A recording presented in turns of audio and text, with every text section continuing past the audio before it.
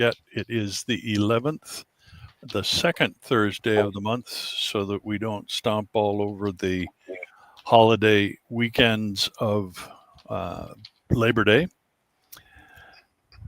Mostly we do meet on the first Thursday of the month, though sometimes that's late, like this one. The 7th is about as late as you can get. In any case, we meet, and I will bring up my shared screen here. And a window and Firefox. Those of you who wish to go and make your links live, this screen is my screen of the agenda for today, August 7th. You can either go to our actual live archive, which was updated just half an hour ago. Thank you, Bob, for that last minute addition. Or you can point your cell phone towards this QR code, which goes to the same address. Bob, you had something to say?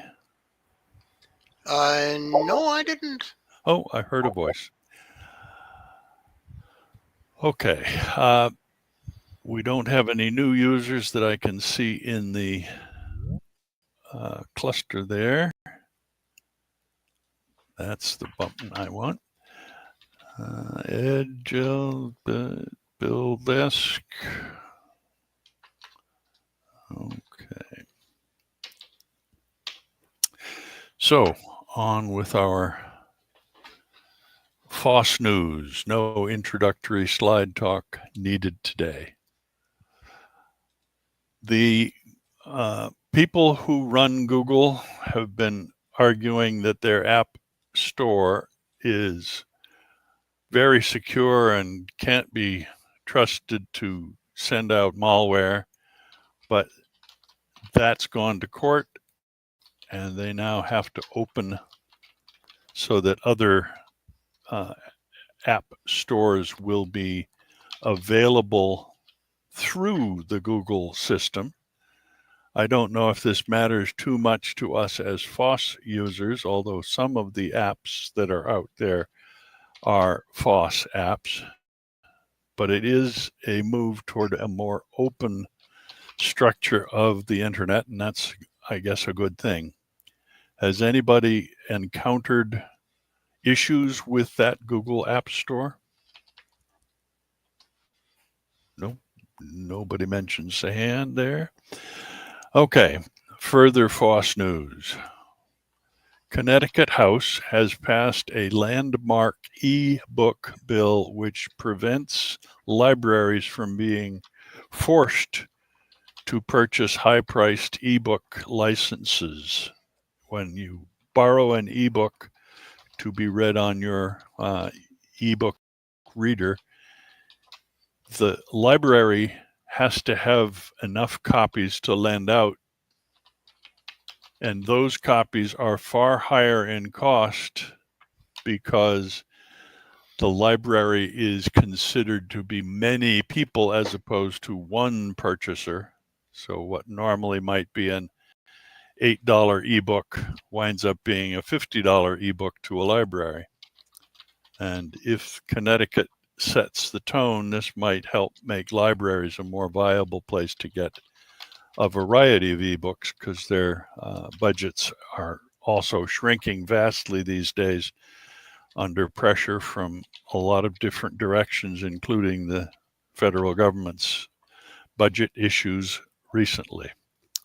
So I hope that the ebook bill in Connecticut leads to good things. I don't know that it will, but I'm happy that they got that bill passed and signed in May. I think Jill and Dick have said that they borrow ebooks from the library. I know my daughter does. Anybody else have experience with it? Very seldom? Okay. Yeah, they work. And my son does too. He just came through and said, yes, I do too.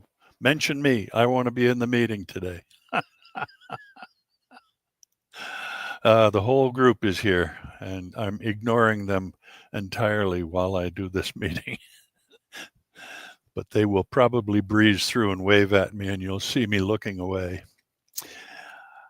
Okay, back to it. Memoirs of Gary Kildall, who was the creator of CP/M, an operating system way back in the personal computer story. His memoirs are interesting to read. I have not read much of this, though you can download your own copy by going to the memoir download page that is located at computerhistory.org.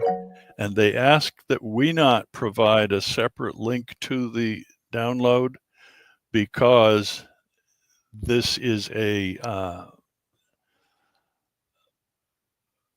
restricted pathway on purpose. It's just so that a lot of people don't go around the computerhistory.org access point. I heard a hand go up. And there you go, Jerry.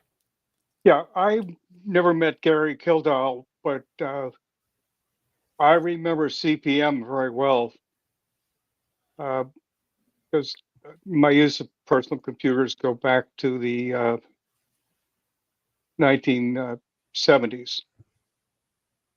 And CP/M was the main generic operating system that many of the personal computers in the early days used. Certainly, Radio Shack and Apple had their own, but CP/M was used by much of the others. And there are many stories about why CP/M never became the standard like MS-DOS did, because IBM went to Bill Gates rather than to Gary Kildall. That's all.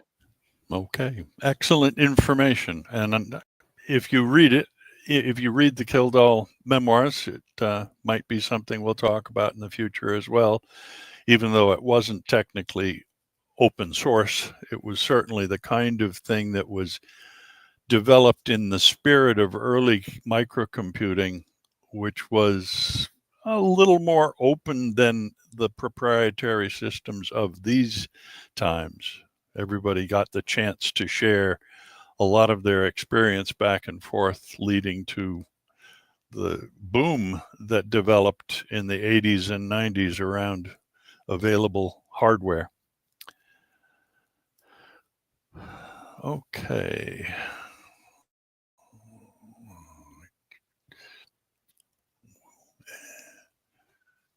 Oh, somebody else has a hand up. I'm clicking the wrong buttons here, Oliver. No, I guess it was some other event that made a noise in my ears. Yeah, I was just responding to Ed's comment on CP/M and BASIC. Must have been a chat notice. That was it. Okay. China is ditching Windows, which doesn't impact us all that much because we as a group have ditched Windows for the most part and gone to Linux. But Windows, Android, and Linux are all being dumped by the Huawei. I have to constantly remind myself how to pronounce that.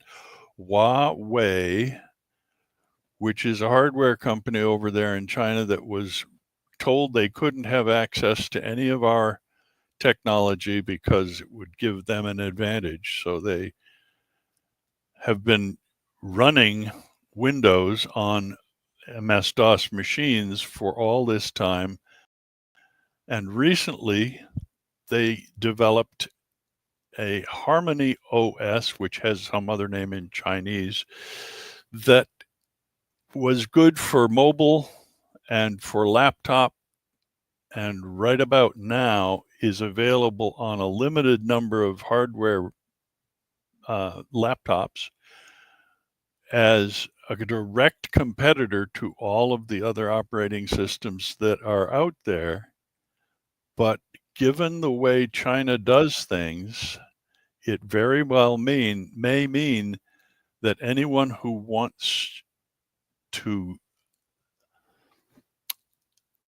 interact effectively with the powerhouse that China may become will also be in the mood to ditch Windows or Android or perhaps even Linux. So it does impact us in a sort of sideways kind of way. It will be interesting to see how the Linux community handles China's divorce from us. And there are several different links here that talk about the OS. One of them is in Chinese, and I cannot read it.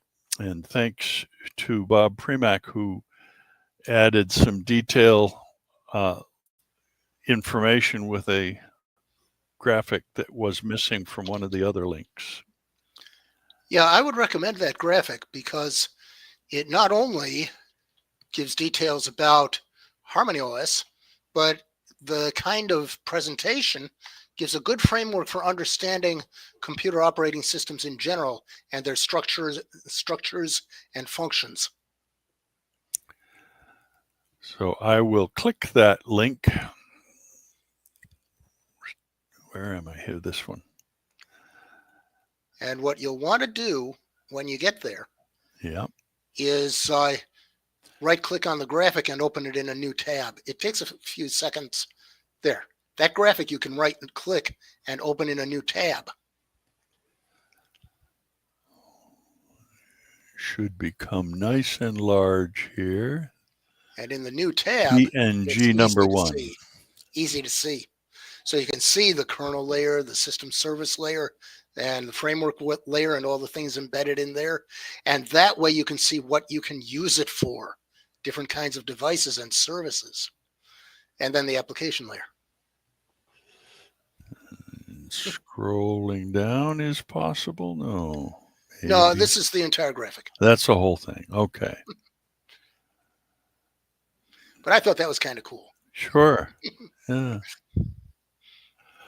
Taking me a minute to try to absorb it, but those of you who are looking at it directly yourselves will get a better image of it than you can see on our shared screen. And that is on the official agenda of the archive page, by the way.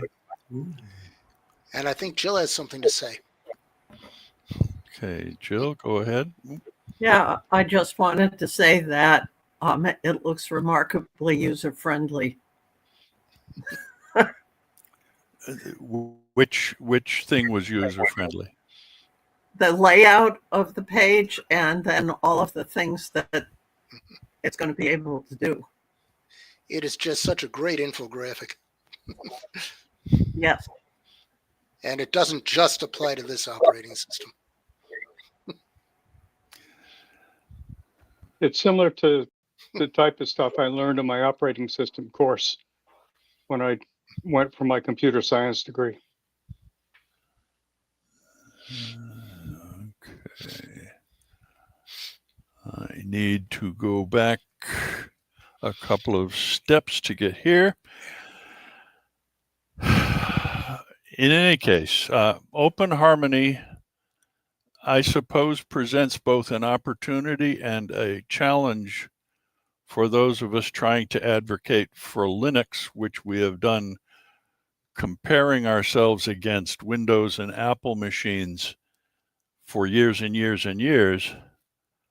I hope it does not become a question of our fighting for territory and minds against all the Harmony OS development that is undoubtedly going to happen over the next 5 to 10 years. We don't want to see Linux left behind. I don't think that very many people have access to the Harmony OS as yet in terms of computer hardware, because I think there's only one reference machine that's out there at this point. But I bet within a year there are at least a few that are making use of it, and it will be interesting to see if any of us takes the step to try to get a hold of one to make comparisons. Okay, Bill Ricker has proposed a demo about using Make to compile a C program, and we'll talk about the Make process as well. I'm not prepared to do a demo, but I'm willing to walk through the link that you've got there if you want to click on the link. All right. Anybody that hasn't been following Julia Evans probably want to follow her posts either by social or just using the RSS subscribe at the top of the page. She's blogging and making cartoon zines of her exploration of learning the Linux command line and Linux process structure and stuff like that. Initially, she was doing this as a side gig from being ops engineer or something, you know,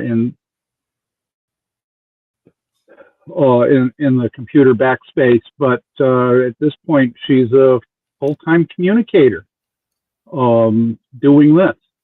And so she's not originally a programmer, but she's learning the command line and learning programming as she learns about computers and letting everybody know what she's learning. And at this point, she knows a lot more than a lot of people because she's recorded what she's learned so she doesn't forget it. And it's been quite a journey.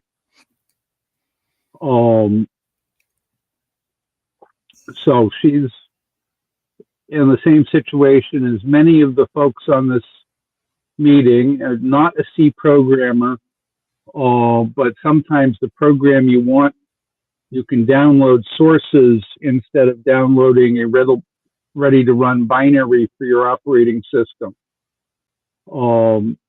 So that's what she's talking about here. Can we page down, please?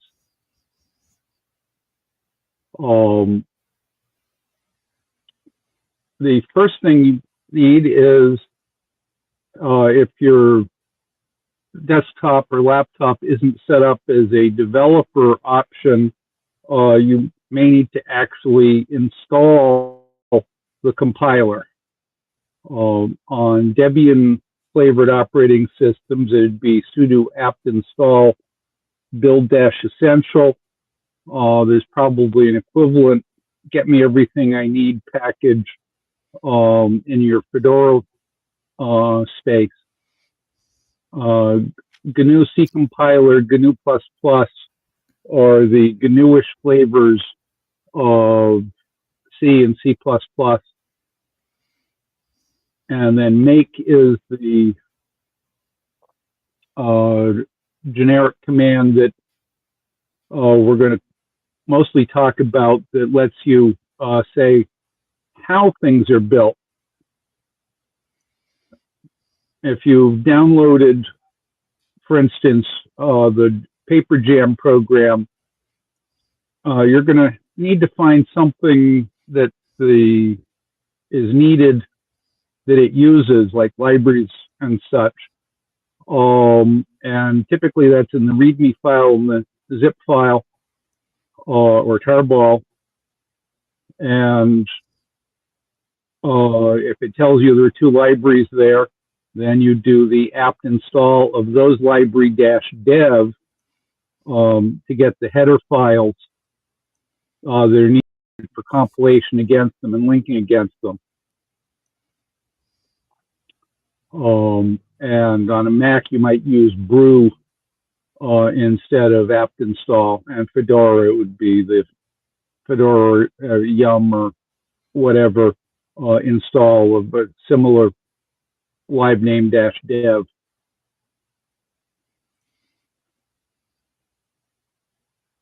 The sometimes the README will say you need to run .configure that'll set up environment variables suiting your system. It depends how they built their source file distribution, whether it's going to have a .configure if you need to run it. But if it's there, you probably do. And after that, assuming it doesn't error out and say something's missing or you're out of luck, you just run make. I wish I'd had the J8 parameter 20 years ago. I had to split a make file into pieces to run it parallel. And I got a call from systems operations saying I was monopolizing the server. And I said, yes, I have permission to. I'm trying to shorten the build time from 8 hours to half an hour. I should be hitting 100% peak. Oh, well, yes, you did. Good. I've got the system reserved till midnight. Alrighty then. And that's how I got to know our systems monitoring people, which was a very useful connection. If you're lucky, it'll just say that it built fine. If not, you may get an error message, which will have a path name, a line number, a column number, an error code, and if you're lucky, it'll have a caret indicating where the character position is that's offending. And as she says, usually this just means that there's something missing. So it doesn't know the meaning of the word that it's objecting to. Page down, please.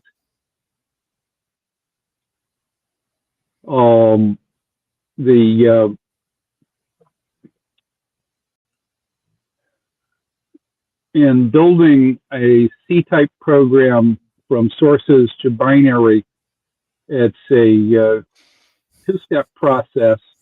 The source code is compiled into object files, typically .o files, with a C compiler, which may be called GC or CC or CLang.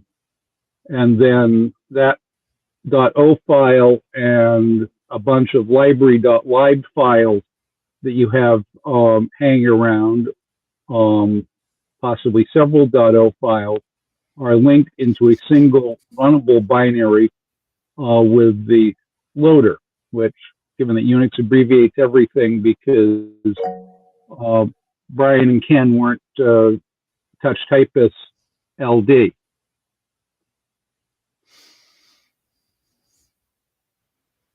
Jerry comments, makefiles are usually capital M makefile because on systems that sort alphabetically as opposed to alphabetically, which is no longer always the case, makefile sorts first before all the other files in the directory, which makes it helpful. But yes, that's because of the LS. It depends on various system settings these days.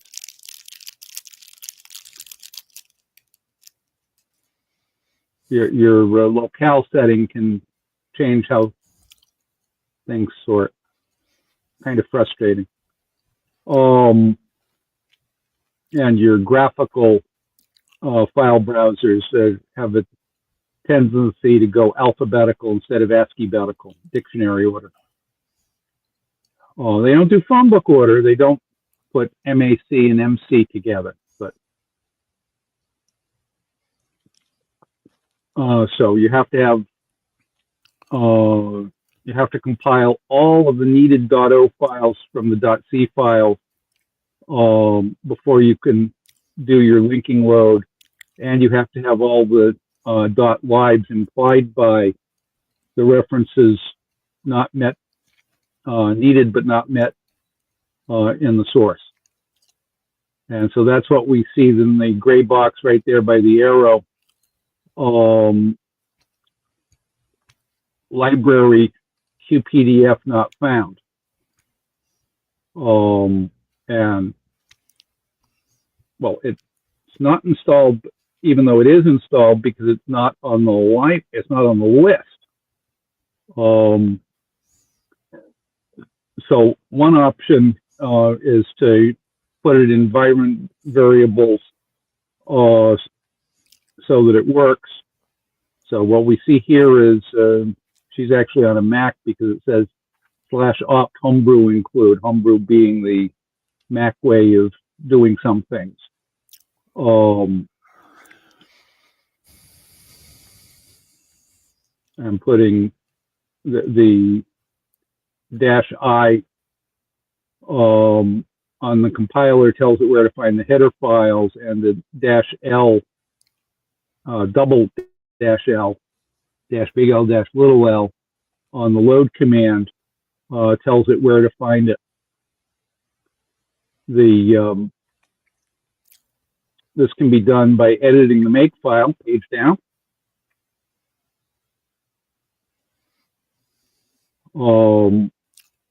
There's a variable .loadlibs on the loader line in the make file.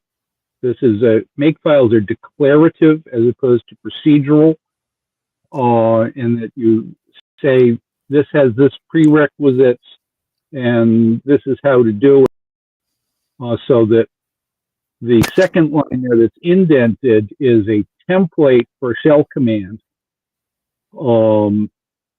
Run whatever loader program we're using, which is probably little ld is probably the value of the big LD variable, where the -O argument, several arguments based on the file names, and then any arguments that are stored in the LD libs environment variable. And the $@ and the $hat are back references to the paper jam on the first line, which is the name of the program you're building. And the $obj variable is the list of object files that we're building in this make file. And this this link load statement is going to use all of those to build paper jam. So $hat just grabs all the dependencies from the dependency declaration line, which is the one that starts with the paper jam colon.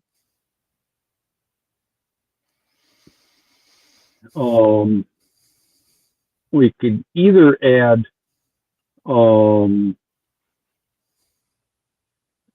so the next section says secret environment variable. It doesn't say CPP flags, or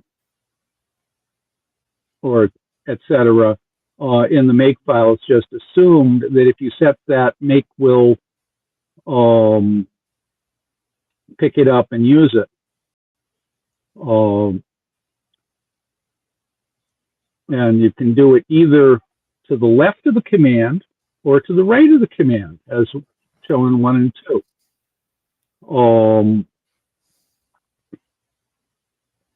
And the difference is which takes precedence if it's been declared in the make file itself. The saying it to the left is temporarily putting it in your process environment, and that's setting it as a default, but that default will be overridden if it's explicitly overridden in the file. Making it an argument to make, as in example 2, says that I know better than what's in the make file, use this. So it's each can be useful depending on what's in the make file, and if you have to override it, you can also just edit the make file. But this lets you not have to edit the make file, which is generally safer. So scroll down half the page, please.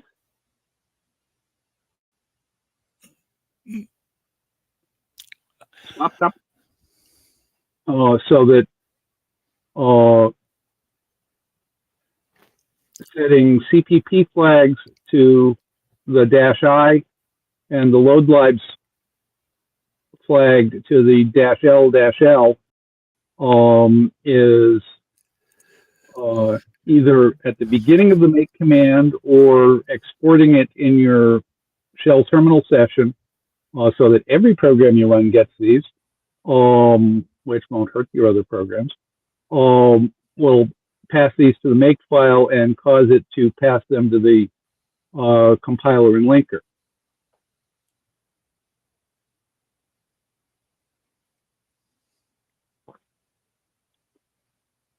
And the .a file is the library, which on some other systems would be called the .lib. Okay, scrolly. If you only want to make one part of a make file because it has a whole bunch of tools that it can build, you can give just the name of the target you want built.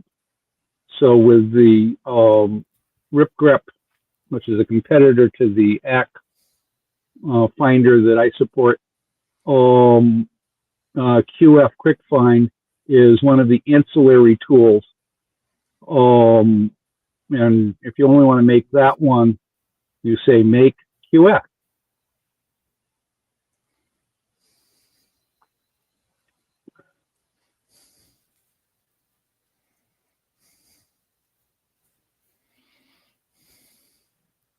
Apparently on some newer systems, you don't even need a make file if it's blazingly obvious to the make command. It will compile the C file without a make file, which, okay, that's news to me because I've always needed a make file, but you know, in 30 years, things change.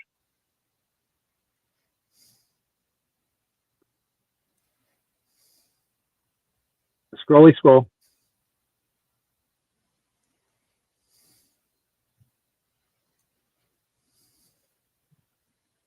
The NIX package for Paper Jam has a different sort of encoding, which isn't surprising given what we heard about NIX.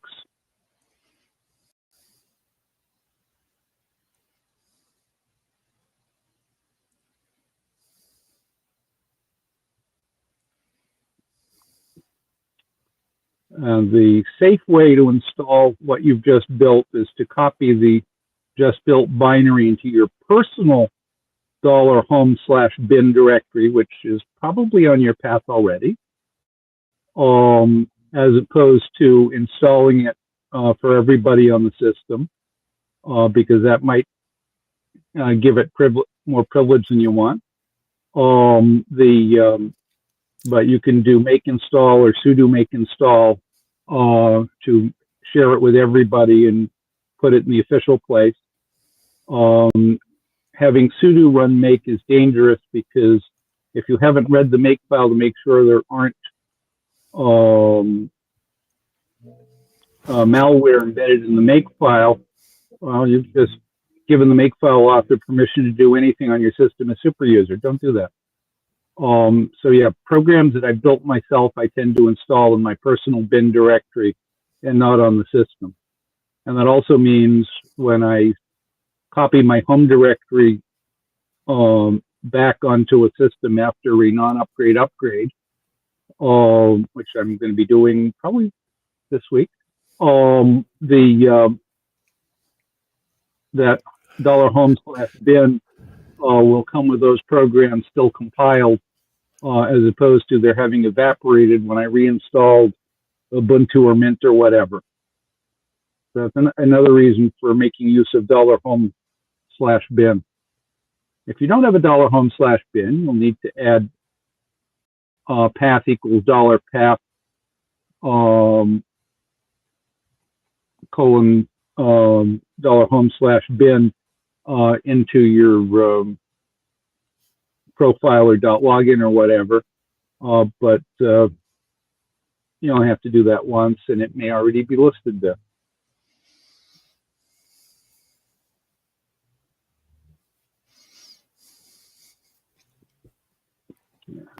I think we can scroll quickly. The rest of this is a little bit more advanced, which you can read if you come back to this page from the archived agendas when you try this. So this is what you need to know to install a program from a tarball. Making your own makefiles is a little more complicated. We can cover that another time if people want to see how I use makefiles in Pandoc to have static HTML that doesn't have to be coded as HTML for web pages.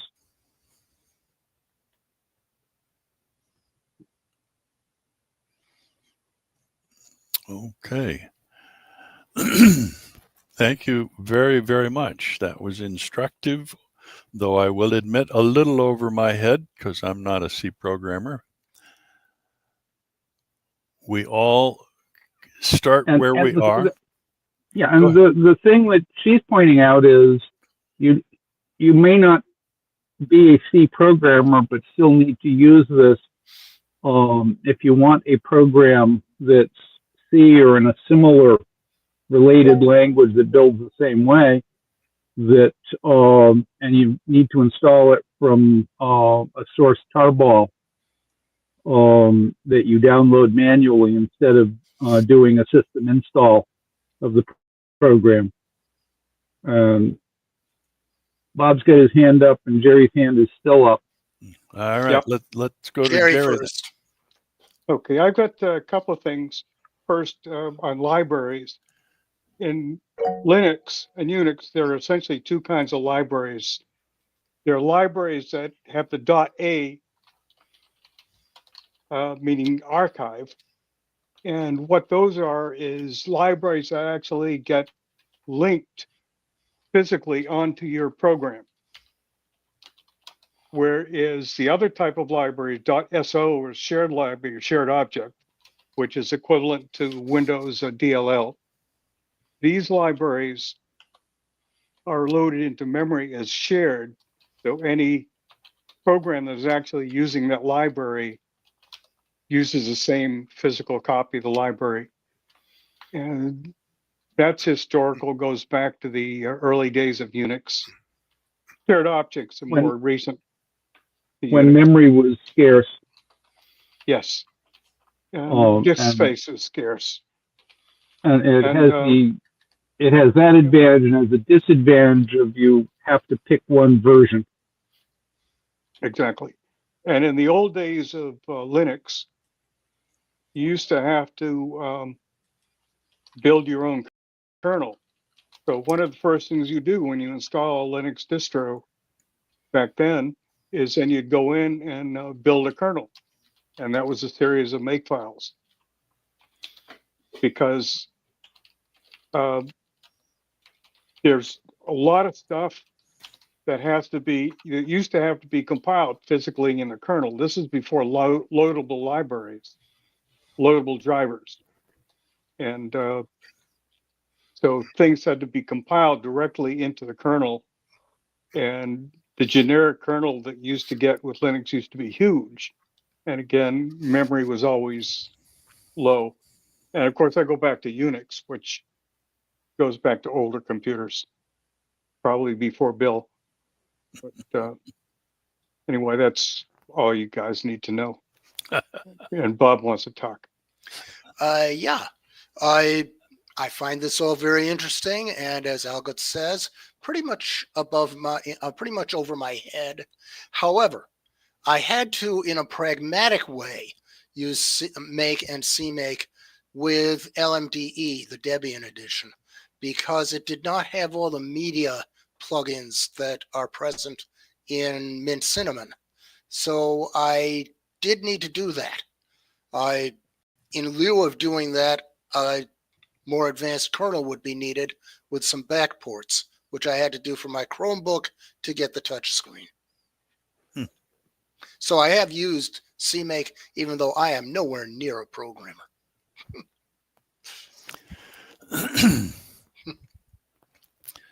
Now, I will say that while I don't program, I did actually do a version of a makefile that allows me to do what I'm about to show you right now. This is my journal that I put together, and it is created by combining a whole bunch of separate markdown files using a makefile that does the pandoc command along with a few other steps, and it takes all the separate dated August 7th, August 6th, August 5th, and makes this HTML, which is easy to read on the computer, though it might not be what you'd want if you wanted an ebook or a PDF. Technically, when I run it at the end of the year, I do produce a PDF version along with an ebook version using the same make techniques as have been described. It's not programming per se, but it is a use that I read about and found that was very helpful to create the kind of information that I wanted to be able to look at from time to time as I Neat. put my stuff together as a journal. That's an even fancier use of making Pandoc than I'm making of it. Very good. Yeah. Anybody that wants to see a demo of that at some point, I'll be happy to do that in some future meeting. So we have lots of different options for doing good stuff with these techniques. And each time we meet, we learn a little bit more about what's possible. And that's the reason for these meetings on a monthly basis. Thank you, Bill, once again for your good explanation of that article. I intend to add that person to my list of people I follow for sure. Now, software is where we are talking about, the hot software. Blender is unfortunately something I have not spent more than 5 minutes with, but they are moving forward, leaving behind OpenGL, the graphic library that has been in support of the web for a long time. They're moving into using Vulkan instead, which allows faster use of GPU and multi-core CPUs, which is one of those things that Bill mentioned with using multi-core parallel programming. I gather Vulkan is the way that Blender is going to do that. Blender is mostly known for its open source video productions. There's a video from several years ago called The Big Blue Bunny that was really spectacular. It's cartoon, not real live people, but shows what a full open source rendering system is capable of doing. That's really quite some thing. And I recommend you do look up Big Blue Bunny if you haven't seen it before. Am I hearing hands up here? No. Okay. Don't want to miss the hands if they come up, as I'm focused on this agenda screen, of course. Google says that Chrome OS, which is the Chromebook operating system that has made Chromebooks possible, is going to be merged into Android, making a single system, I guess. And I don't know what that's going to amount to. Bob, you've had the most experience with the Chrome OS by putting it to use as a support for Linux. Do you have any sense of how this is going to work? Well, Chromebooks are becoming a failed Google project. And as we know, Google will hang on to a project for a while. And then if they're not making enough money off of it anymore, they'll just cut it loose and abandon it. I think that's what's happening here.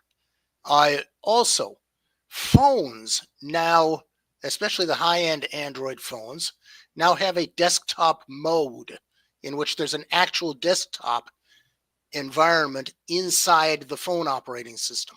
It's already there with Samsung and with certain others. And this is going to be Google's version of these desktops. Samsung has a special name for theirs, and I forget at the moment what it is, but it's in the article. It's desktop experience, but they abbreviate it. So Jerry's potentially going to be able to use that on his new Z Fold. Is that what you're saying, Jerry?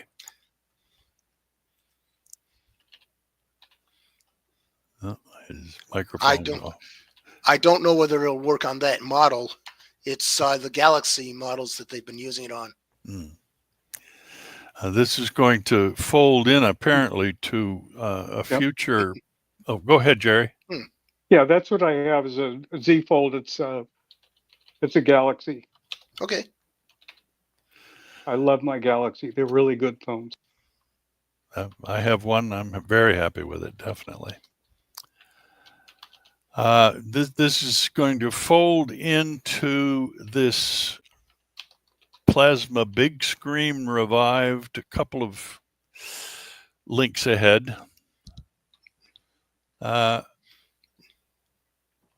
Plasma is the KDE desktop experience.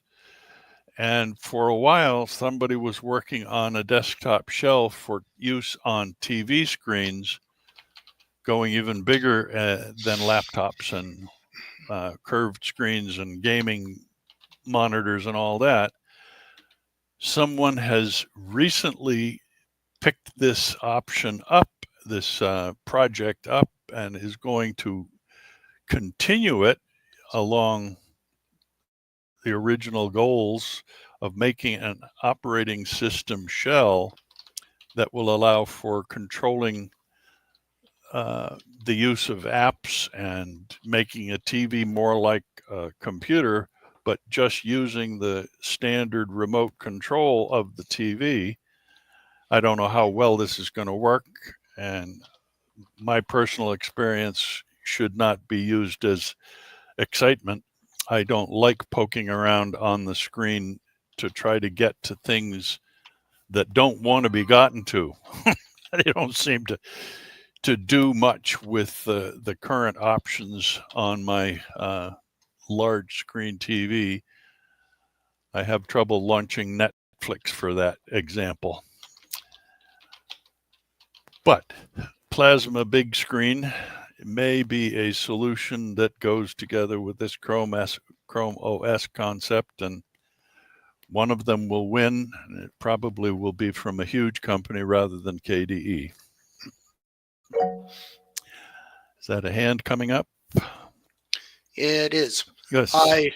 I have a smart TV that has WebOS from LG, and some of these smart TV OSs do support limited use of a small keyboard. Hmm. So you could type.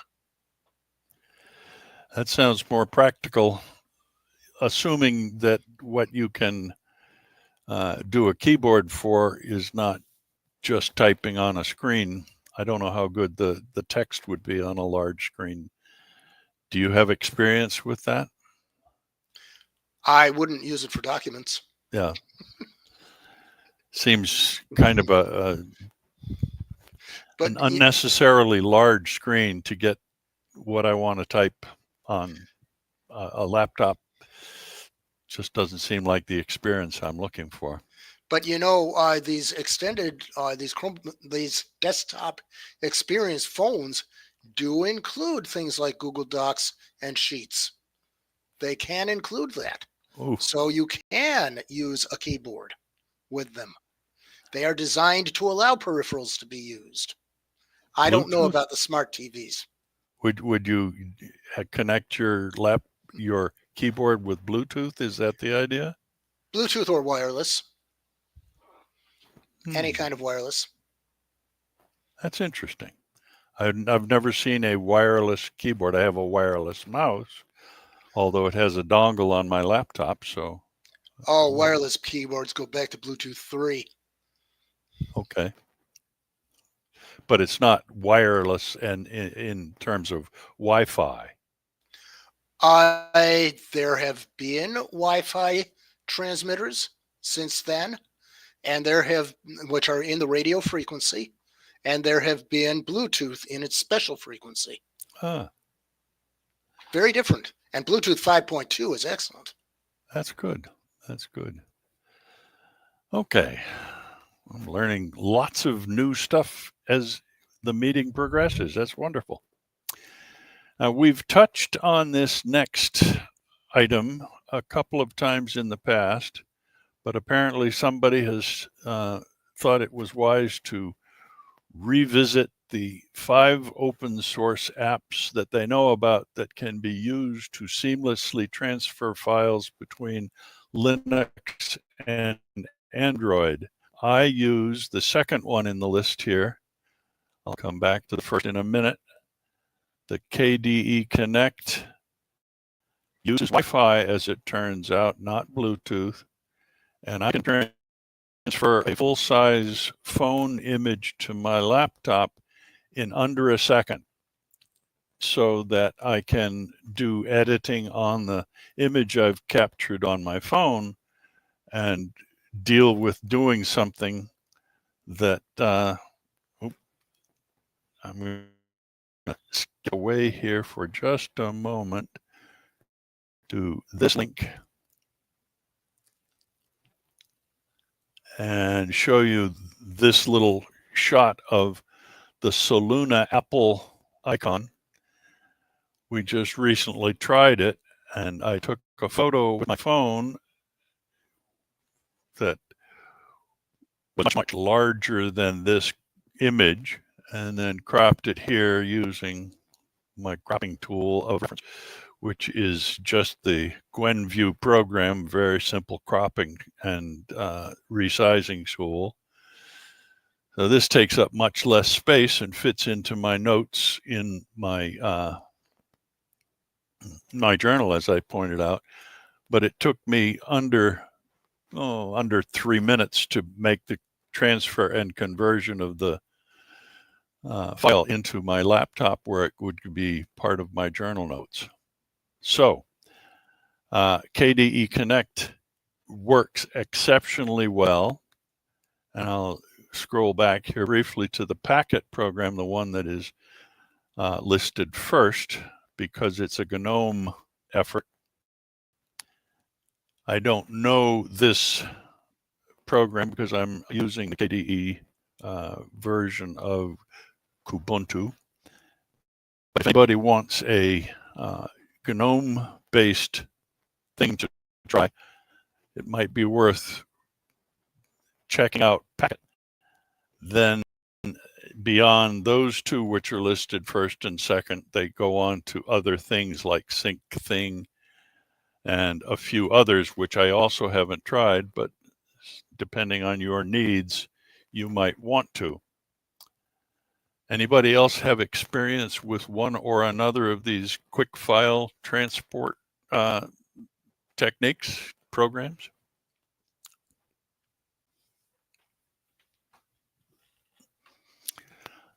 Apparently not, and or you don't Well, I feel the need recently for had, them. when I switched off of my notebook program to Joplin, I wanted to copy something over, share it between my phone and my computer. But I have Dropbox, and that was the simplest thing for me to use at the time. But the KDE Connect seems to Dropbox. be pretty good too. The better. Dropbox, of course, requires the cloud, so it's a better solution if you're going from a computer in one location to a computer in another. As my use is, I'm on the same Wi-Fi Yep. as the rest of my house, so KDE Connect is the obvious choice for me. I don't dislike Dropbox, I just don't use it. Live streaming is on. Go ahead, Jill.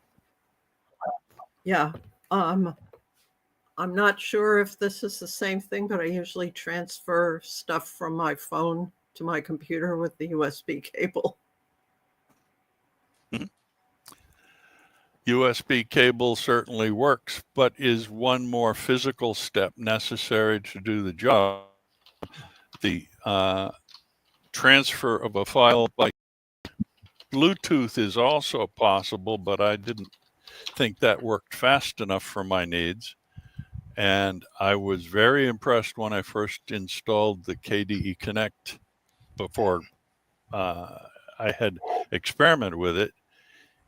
It is fast, as I said, and totally convenient. I just pop the item on my phone, tell it to go to sharing, and choose my computer by way of KDE Connect.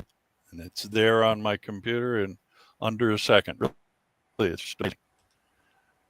I thought I heard somebody else who wanted to leave a comment. Some other method. Maybe it was just in the chat, and I'll check the chat later. Okay. So, if you have not looked at any of these, I recommend you do, if for only the simplicity of them. They really do a great job, or at least the ones that I'm aware of. Okay, hot hardware. Anybody else have hot software that didn't get on the list, by the way? Don't want to bypass any of these topics if you have something to add at the last minute. All right, solar installations are the big rage. I read recently that the solar and renewable energy in China has surpassed their use of coal and maybe oil. Certainly, the use of coal is to be avoided if at all possible, except here in the United States where we're trying to dig new mines apparently.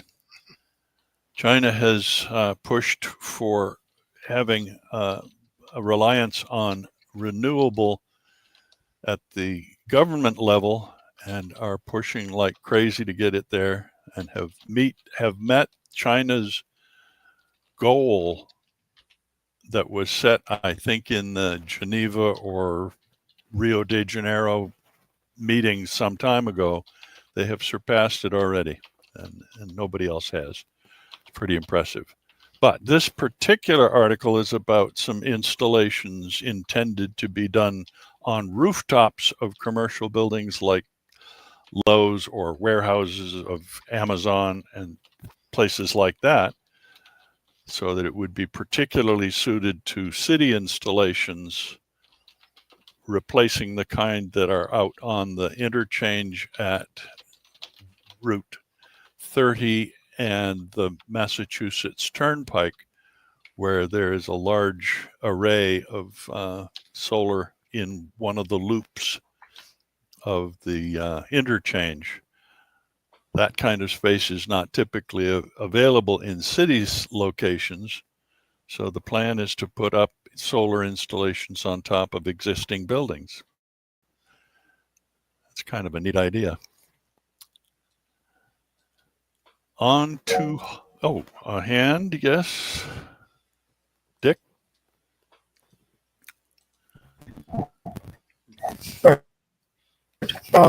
Let's see.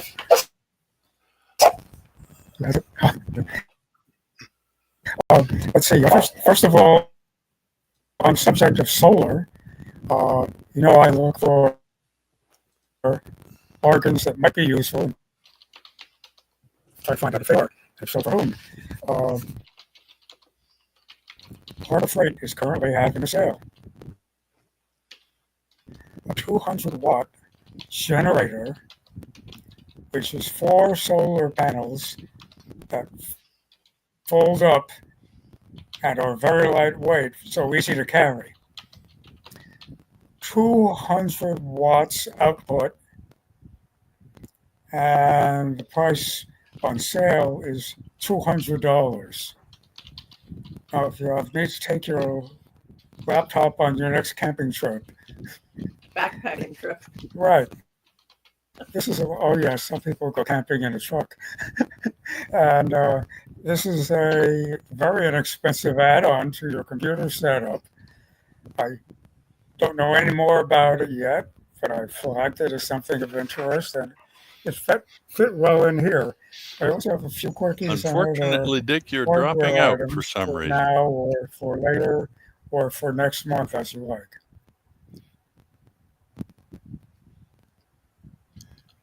I think Dick was audible, but there is some drop out there. Missing what you said for the last minute, I guess. Turn off your speaker, Dick. How about if we switch to Jill's laptop mic? Turn yours off and turn Jill's back on.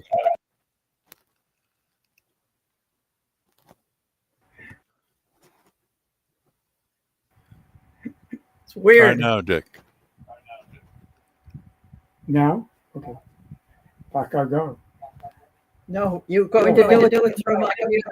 Is anybody else hearing Dick?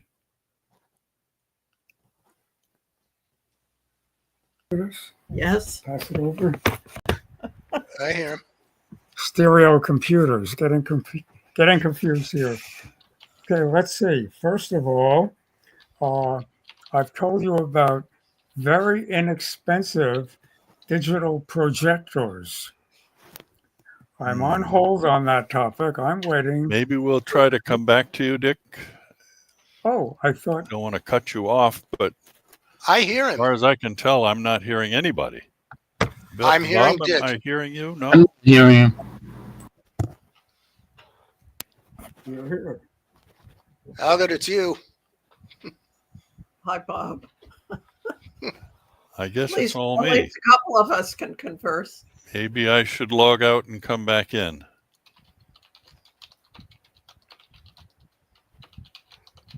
Oh, I see what happened. I'm sorry. It's all my fault. All my fault. I turned off the sound. Well, that'll do it. I muted the tab. Oh, technology. I need witnesses for this. Oh, hide behind my. Oh, Who is that shame. masked man? Okay, let's see. I'm using my 2 computers here.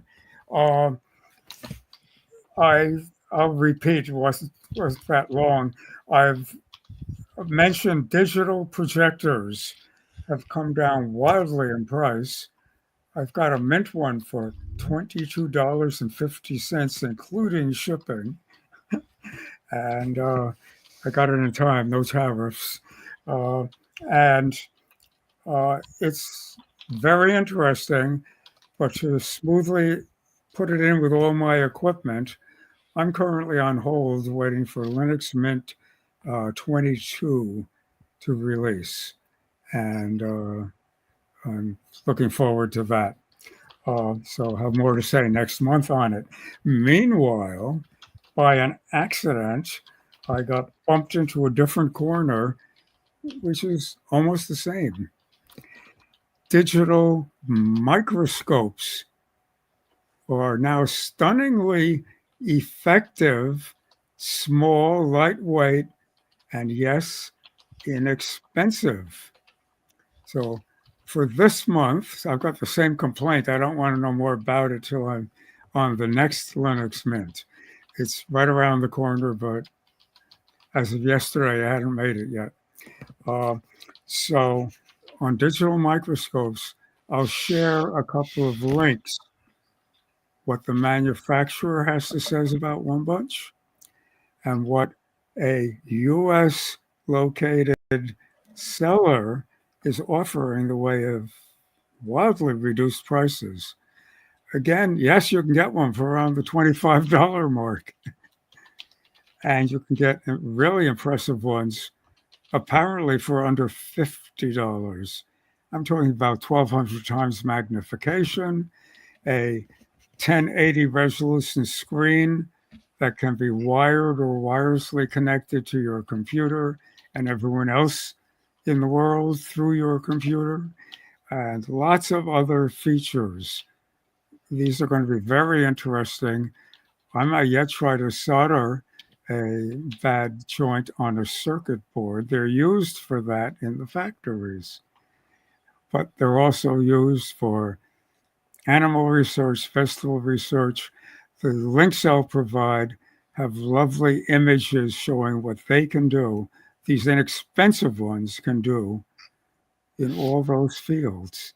So I'll send that along for Algot to figure out where it fits into the agenda. But here's where I announce it. Next month, maybe someone else or me will have one in hand and know what to do with it on their computer. I'm looking forward to that. Let's see. I think I have one more here. And I have a comment. If we get to AI, I've got a whole bunch to say. That might be another month. I don't know. And I've got two more things to mention that are brief.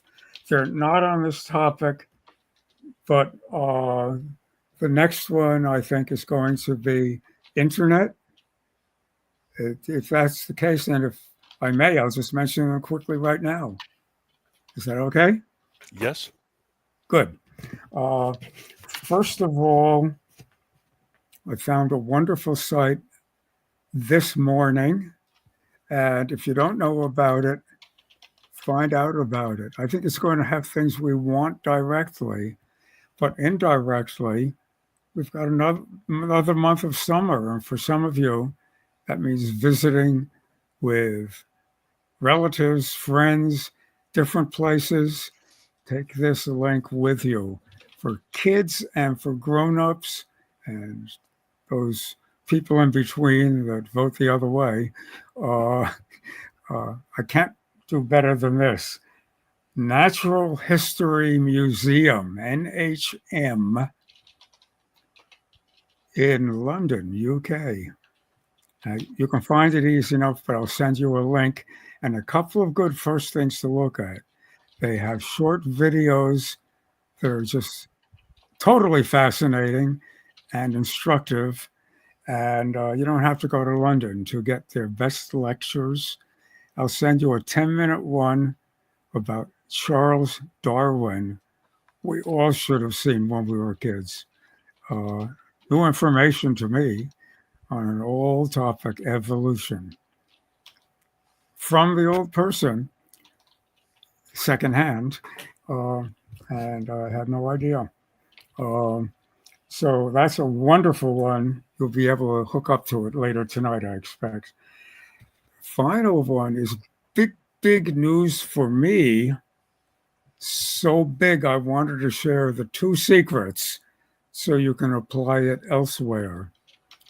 Today at noon, but who's counting, I went out to see if I could finally manage to buy a better pair of eyeglasses. I've been working on ones that are 1 year obsolete because they allow me to see the full height of a computer screen and outdoors too, other things like that. I have trifocals and the standard kind that are available this year give me narrow views at 3 distances.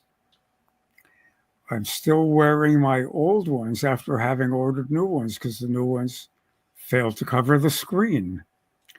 So today I went in on purpose to see if they could get me what turned out today, from my knowledge, to be an old design that works better.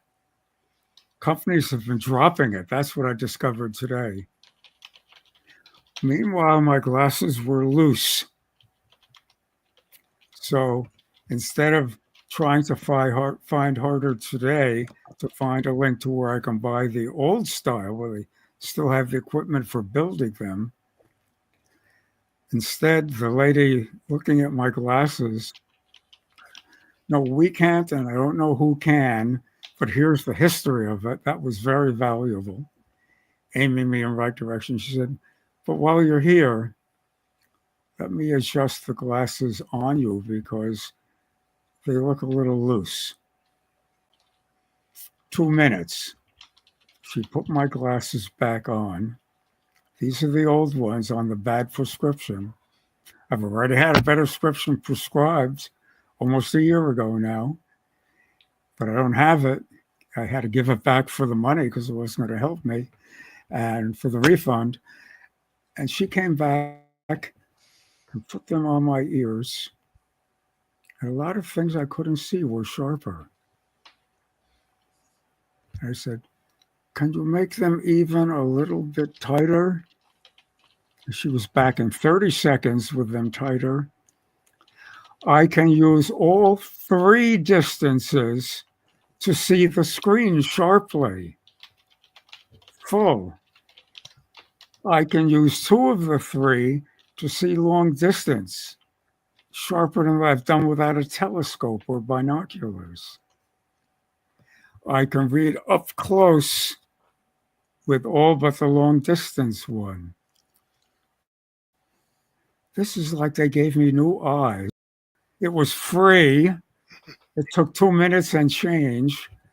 And the problem was my eyeglasses were very dependent on distance from my pupils. Yeah. That dependent on it.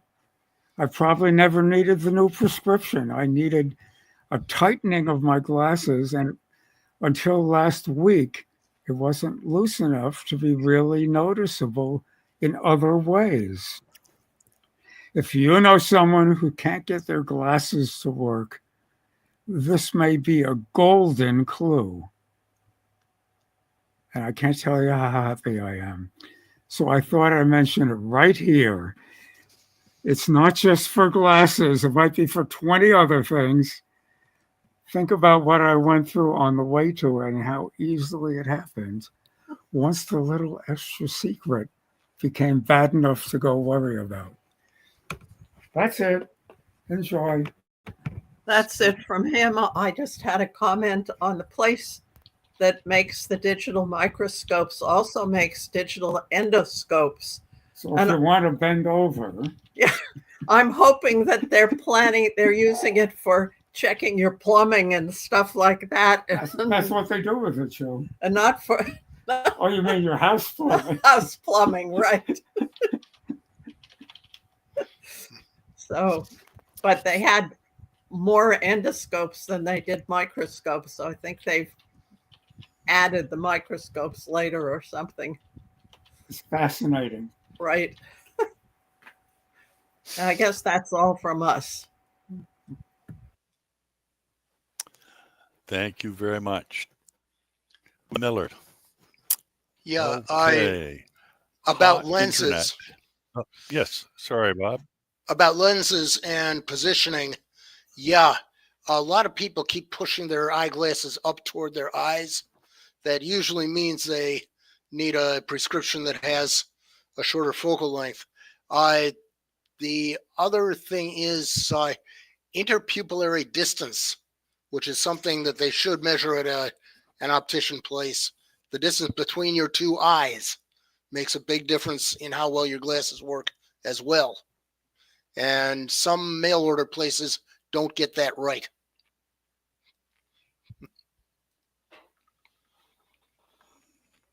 I want to give quick Uh, credit to Target in Framingham. The lady in their optics corner is excellent. And I doubt that the distance between the pupils is a problem since No, not between them. he got he got these glasses originally through New England College of Optometry because he had trouble with glasses before that. Mhm. okay, I know we'll be visiting the information that you share. Either put it in the chat link or send it to me, and I'll add those links you had on the microscopes and endoscopes for next month. Yesterday was the day that Tim Berners-Lee published his first web page.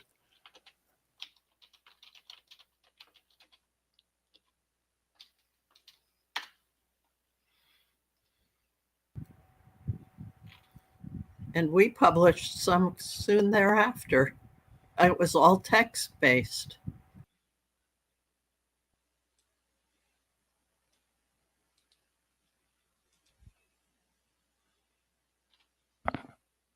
Do we have Elgot still?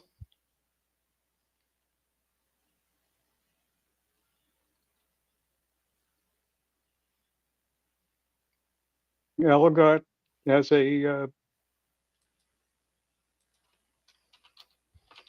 has a lost connection. Let me kick him out and see if he can log back on.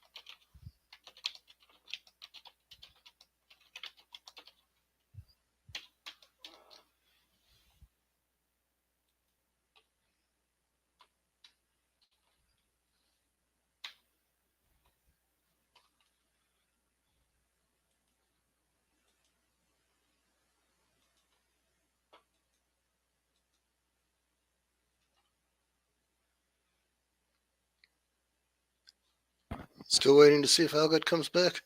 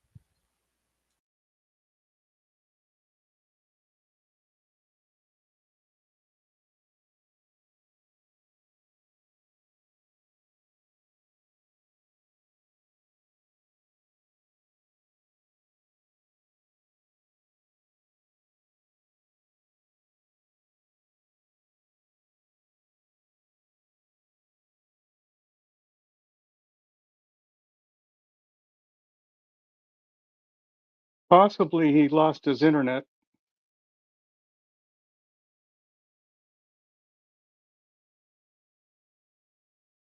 Let me see if I can call him.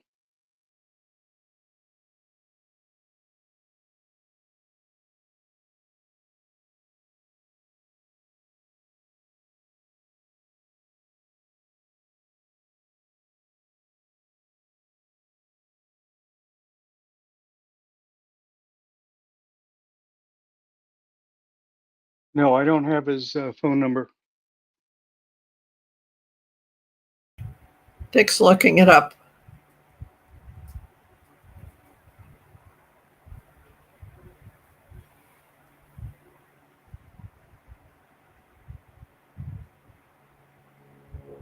Okay.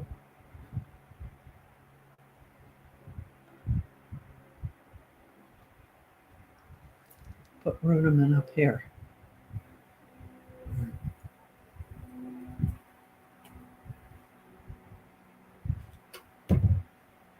I tell them. Oh. There you Okay. go. Maybe you don't. It's going to be Jerry? public. Yeah, Oh. Do you want, shall I tell it to you now, which will make it public, or Or do you want to call us? do you want to call us? We have the number. We have the why number. do you just call Algot? You guys Duh. can call it. Duh. We don't have enough waxed string. Oh, I'll email some to you.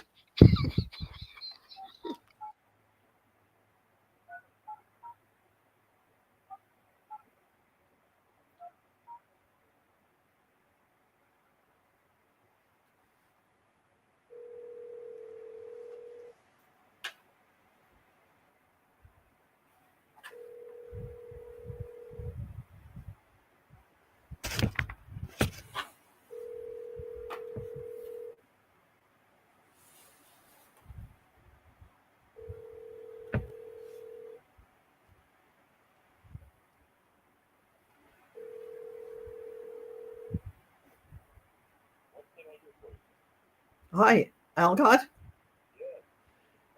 You got locked out of the meeting. We're waiting for you to come back.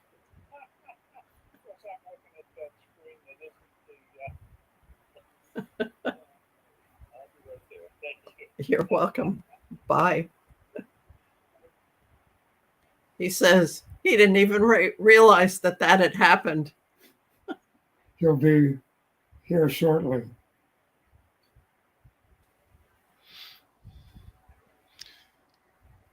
Well, time to catch up on our knitting. Yeah. Stitching our code together. There he Oh, my is. apologies. My apologies. Hello, Algot. I was talking to myself for 5 minutes, I guess. Okay. I'll give you We- a ride down to McLean's if you'd like. We lost you at Tim Berners. All right. Let me see what I can do to reshare my screen and not goof it up. Window. Share.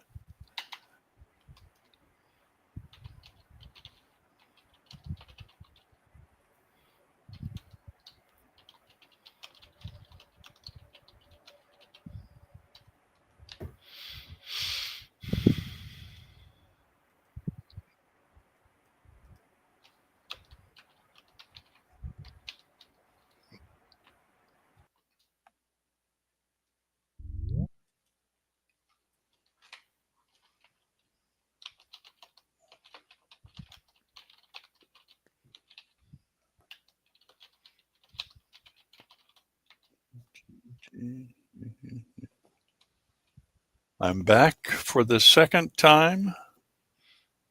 Somebody has a whiteboard up. Is that me? Yep. No, that was me Oh, by mistake. nope. I unshowed it. Okay. I'm still seeing it. That's There. all right. Let me try for this third time, and I'll do my best not to lose track of what's going on. Mhm. All right. Share the screen of my window of Mozilla Firefox. Okay. Are you seeing the agenda? Yeah, we're back. We're back. All right. Yep, you're on. All right. If you have Tim Berners-Lee in your hearts, thank you. Did I get to the point where I mentioned his original page and the code online? Not entirely. Okay. I will link to this and have the link here first website.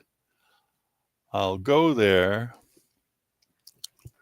And what you see is the kind of thing we originally put up on our web servers back in 1990 plus. My original web server was up in 1994, 95, I forget just when. But when I do Control U, what you see is a great deal different, not representing the same kind of information that's required for today's proper web page design. There's no HTML, no doc type, no other bits and pieces that are required today. But the nice thing about this is it still works. All the old standards have been more or less preserved intact, so that in spite of these links not being set up quite the same way they are today, they all do work. And if you want to explore that on your own, I recommend taking a look at that original page and thinking through how the modern web pages have changed from that view. Now, can I get back? I remember it as being text only. Yes, this pretty much is all there is text. There are no images here, but the links all work. Hypertext protocol is a thing that does its job. This is where I need to go back to. Comcast and Yahoo and all of their migrations are a worry to me. Comcast is taking its email that they currently run and migrating to let Yahoo Mail take it over. Verizon did that 3 or 4 years ago, and AOL is the home for my email now, even though it says verizon.net for my email domain. We have Gmail. We're down to what, 3 simple corporate controlled services for all our email. That doesn't seem practical somehow. It seems like we're going to get stuck. Is that a hand I hear? Yes. Yes. Arnie? No, it's Jill. No, it's Jill. Sorry. Except for those of us who have our own web server up there. And I mean, we pay a place called hosting.com to put up our web page and get email and have our millermicro.com. So it's not one of those top 3. That's good. Unfortunately, most people are on one of those services, or, well, we'll see. I brought them up because everything seems to be consolidating, not around standards so much, but around who owns the hardware or who owns the software. And that's the opposite direction I think that this group is espousing. I use Thunderbird for my local email storage, but I get the email from my Verizon.net AOL account. And those people who are on the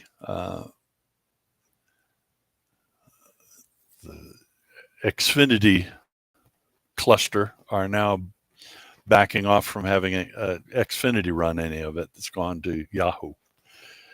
Okay, that's my local rant. Wanderer is where I was talking. It is a turning off this image. Wanderer is a hike and or bicycle trip GPS record of places that you have done a hike and want to catalog to look back at later. This is not so much a commercial service.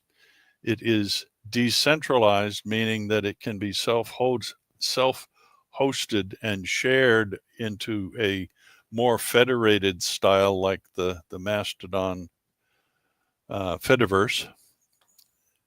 If you are interested in hiking and or bike riding, this might interest you. Those of us who are unfortunately past that just like to read about it. If you are into W3C at all, you might want to see what their vision statement is for the goals of the future of the internet. And as I may have said, the W3C organization is the standards body behind what the web is supposed to be. Now, there are companies that ignore the W3C, but it's hard to do. And this is not a corporation so much as it is a group of technical professionals who work together to come up with workable standards, more like the original planning for the internet with all of its layers of structure. I hope that the W3C will continue to be a viable organization. It doesn't seem to be getting cut out of discussions, but here you go. And there's a caption and dialogue recommendation that they've made for better web accessibility for doing captions and verbal documentation in written form to go along with video. That has yet to be a formalized recommendation, but it's early stages. It'd be interesting to see how that goes. The XMPP would be better named Jabber for most people's ease of understanding what it is when you explain it.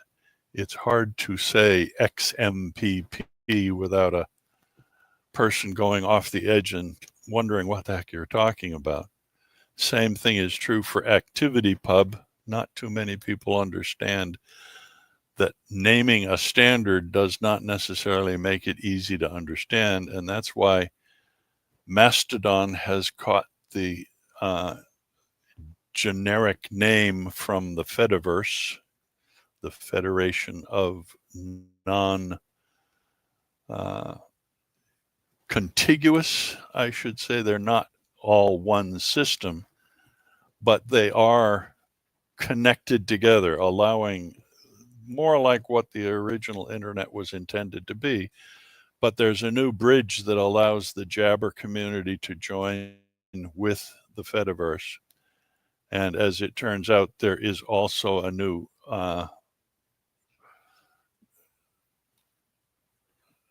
where is it? I guess I didn't put it in here. The WordPress has accepted ActivityPub and its use to allow WordPress sites the option to publish to the federated list of servers out there, Mastodon being the one everybody knows about. Okay, I'm rambling on here. I think I can still be seen because I'm switching quickly between my screens to verify I'm not lost again. Nobody's commenting. So I guess I'm here. The Globe of Wonder is an open source project of the Quad 9 group of people. They made an announcement that they are releasing this. This is a way of displaying information on a globe to show how different things that are of importance can be displayed in an event format that says, look at how many of these things happened here. This is a big one. This is a small one. This is a small. This is another small. Could be weather events, could be flooding events, could be anything that you want.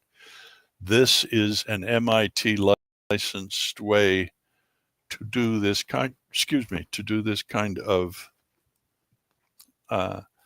information to a website. So if you have need for that kind of thing, you might want to take a look at this Quad 9 set of tools, Quad 9 being a corporate group, but they have made an announcement of this open sourcing. So take a look at it if that interests you. And Dick, thank you. You already gave us your hot internet stuff. We're about to enter the computer security area. And I would like to warn people about wearables.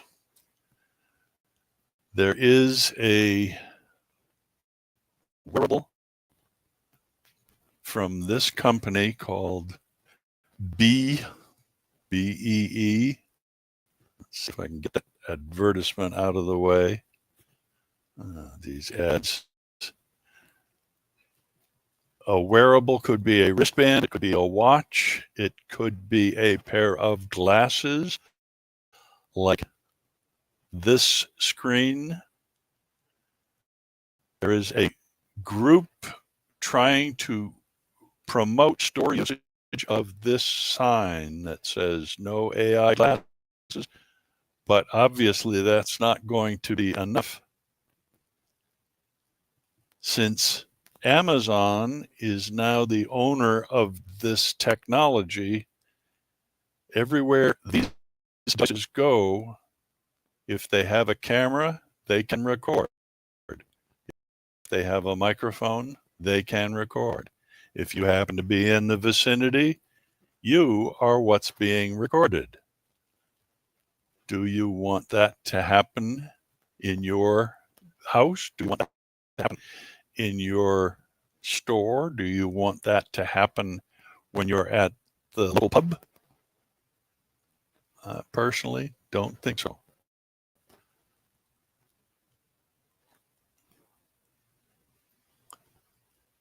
I take this as something of a warning. We are entering a phase where you are not able to do what you want to do without somebody putting you on record as having done it.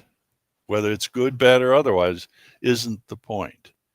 And RFK, our friend who runs the Health and Human Services Department of the federal government, is campaigning to encourage universal wearable use in the US. Now, his goal is to get us to wear health monitors, but putting these two things together, how secure are we going to be in our personal conversations if this takes off? Anybody have a reaction to that? Let's not confuse security with privacy. We'll be secure. Just say no. We won't be private. Yeah, as long as we can say no. Mm. Well, it might slow down those ice people. There's a phone app for that. We'll have to see. It's on. Dick has a comment too. Another comment. A, no, I don't like it. B, we already have too much of it. C, you can rely on ICE to hand them out for free. Final thought. RFK Jr., if we can turn this instead of an obvious gadget like a watch, if we could turn it into a serum to be injected into you, where would he stand on it now? Oh, yes. Oh, yes.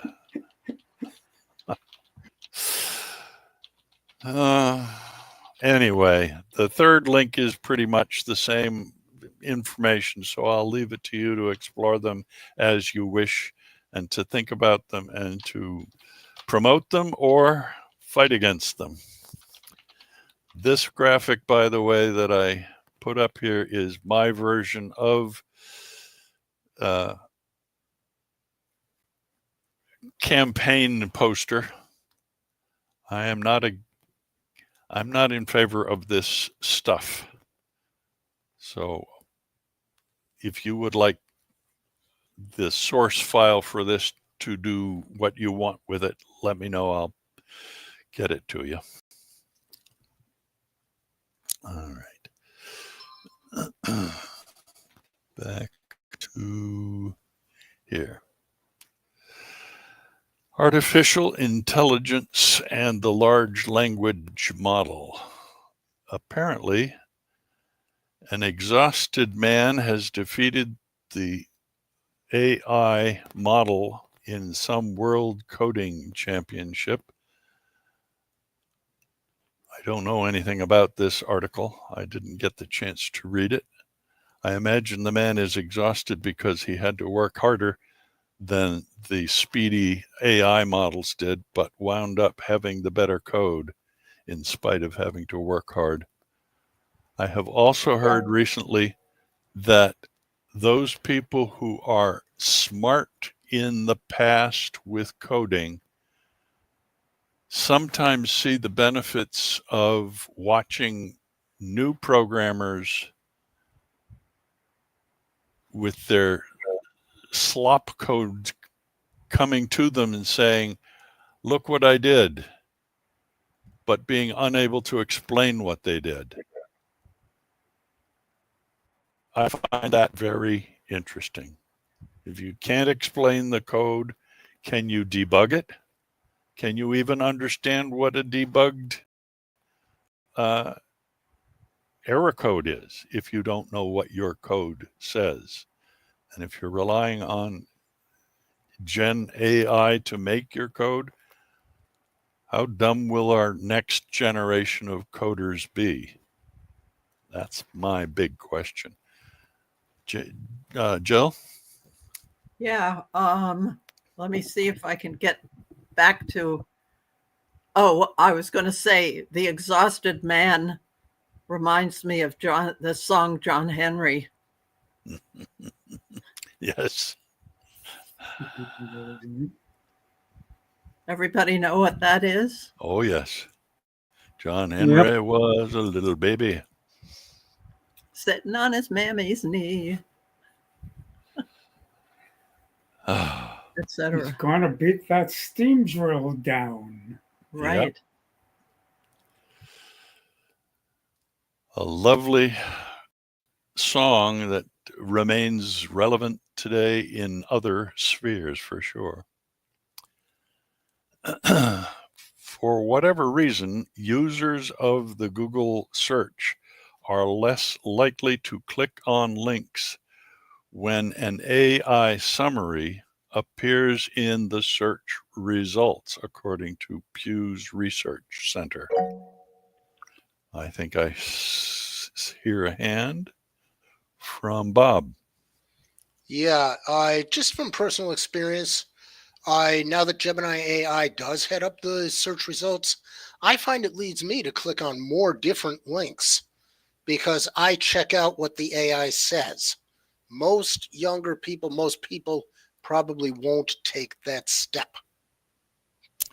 I find that the only summary that I read from the Google is the MLB standings, because that's so hard not to get right.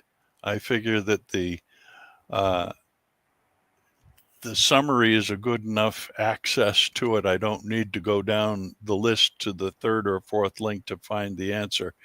But anything that is summarized is a summary, not information. It's just a summary. You got to think about what you're looking for. Ed's hand is up. Jill's hand was up.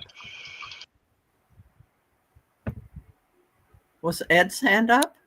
That's what I see here. Yeah. Okay. There we go. There was an article that I saw online a while back, and it contained a link that I'm actually using in Vivaldi that will eliminate the AI results on a Google search. And there's something you have to add to it. But it does work. I just tried it now on something. There were no AI results at all. If you want, I can put the link in the chat. Oh, yes, please do. Please do. Okay. Jill and Bill, who's first? Maybe Jill? I don't know. Okay. I in my experience, first of all, I don't use Google search, but DuckDuckGo is now putting up AI summaries too. That it depends if I just want some sort of idea about what something's about that I don't really know anything about. I read the AI and forget it, but I mean, no, not forget it, but don't go any deeper. But if it's something that I want to know something serious about, then I go to the other links. Very smart. Bill?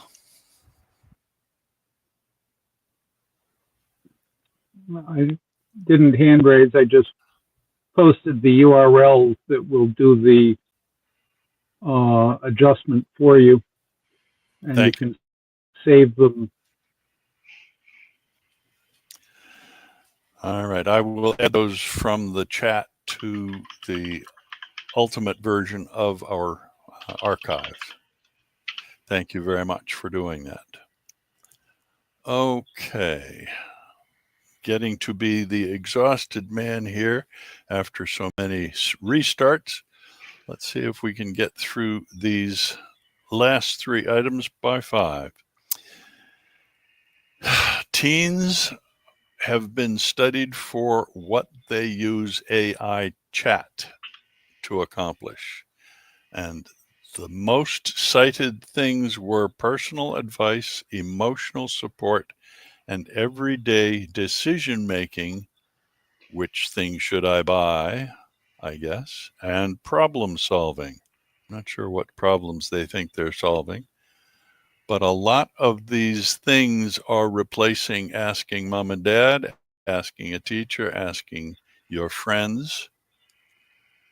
I wonder just how much we are getting to the Neil Stevenson book that was about a girl who had a tablet that was like an ebook that had an AI assistant built into it. I think it was called Crystal something. I can't remember the name of the book right off the top of my head. I'll look it up and put it in the chat. But we are reaching a point where people are using this stuff and not talking to other people. If you talk to a bully, that's probably a good thing, but what advice are you getting about emotional support that you would be better getting from a professional? I don't know. I don't know. Do I hear a hand of sorts? No, just chat sounds. Okay. Oh, there's a hand. Jill? It's actually Dick. Dick Okay. onto his computer. I think. Could The be melody. the AI. I think AI is so many kinds of disaster we can't yet foresee, and they will have so much benefit to corporations and governments that we will see them. That it's a disaster on the level to the competition for nuclear weapons. A long time ago in China, there was a saying that I can't repeat in Chinese.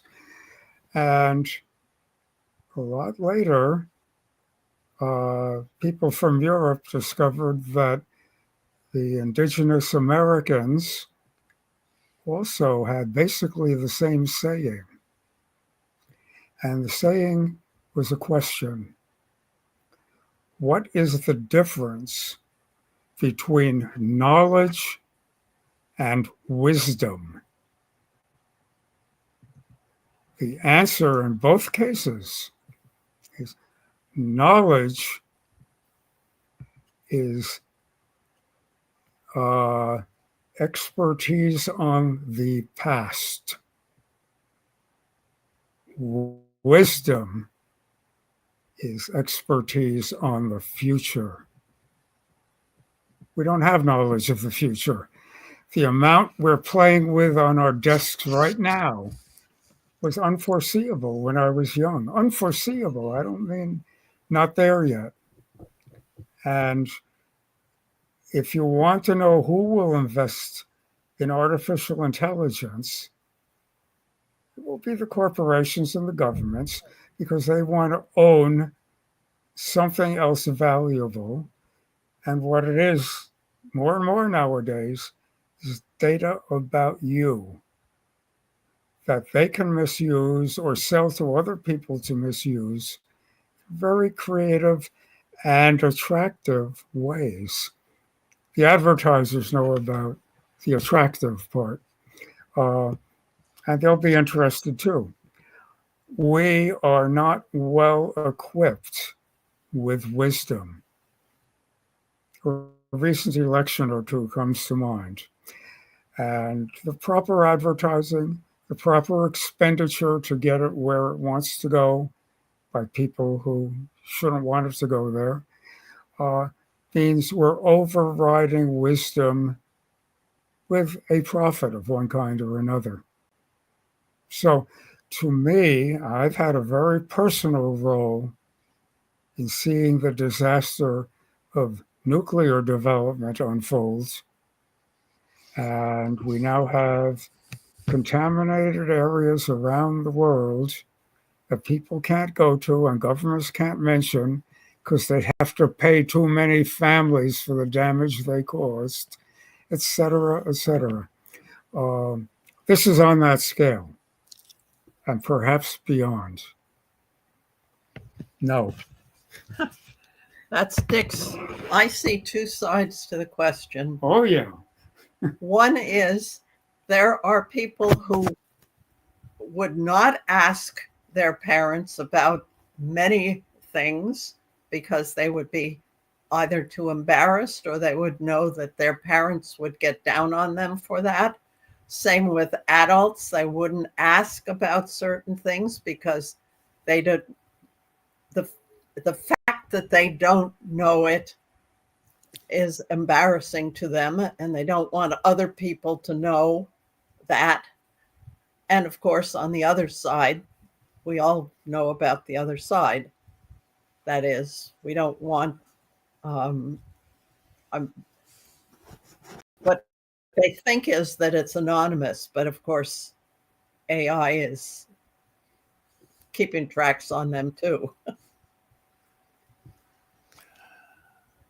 Or there's and the other possibility is that some kid who's going to ask their fundamentalist Christian parents something that, and they're going to get taught something that we don't want them to be taught.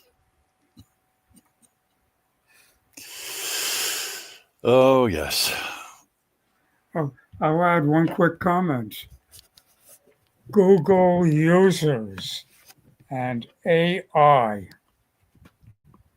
The government already is very deep on that one. Yep. Too sad. Wrapping it up, we get to the YouTube selfie collection. It's very difficult to judge who can see what. So they have all sorts of AI checks and other kinds of ways to identify how old you are. Presumably a person who is 18 has legal ability to make decisions that a person under 18 has no legal right to do. And somehow that age also marks a line in the sand for a lot of people. It's okay to go to war. It's okay to